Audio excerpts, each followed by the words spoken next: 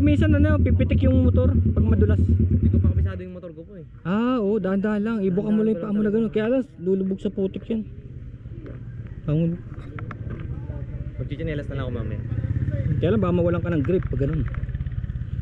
Talaga? Oo. Kaya mong buhatin yung motor mo, kaya? Hindi po siya pwedeng... Hindi naman yun mabigat eh. May tulay, pero kailangan huwag kang matutumba yung balance mo.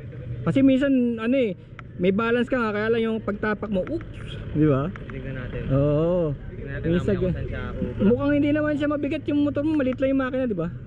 Oo. Hindi naman siya mabigat. Oo.